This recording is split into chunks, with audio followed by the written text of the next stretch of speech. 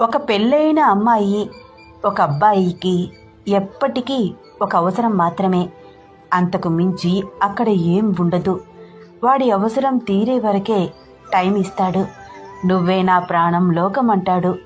Once వాడికి కావాల్సింది ఇచ్చాక నువ్వెవరో కూడా వాడికి తెలియదు. డబ్బుకు లొంగితే డబ్బుతో పడేస్తాడు. లేదు అంటే ప్రేమ ఇష్టం ఉన్నట్లు నటిస్తాడు. ఎందుకో తెలుసా, ఈ లోకంలో దేనికైనా పడని అమ్మాయిలు ఉన్నారేమో కానీ ప్రేమకి లొంగని అమ్మాయి లేదు. వాడు లేని ప్రేమని నటిస్తే నువ్వు అదే నిజమని నమ్మి వాడికి కావాల్సినట్టు ఉంటావు.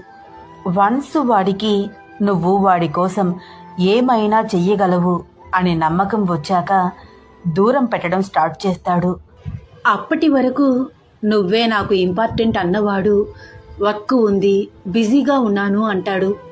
అప్పుడు అర్థమవుతుంది మీకు అసలు ఎందుకు మీ లైఫ్లోకి వచ్చాడో, వాడికి కావాల్సింది ఏమిటో అనేది.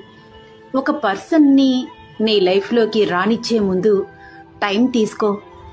తొందరపడి ఏ డెసిషను తీసుకోవద్దు. ఏదైనా బాగా ఆలోచించి పర్ఫెక్ట్ అనుకున్న తర్వాతే మూవ్ ఆన్ అవ్వండి.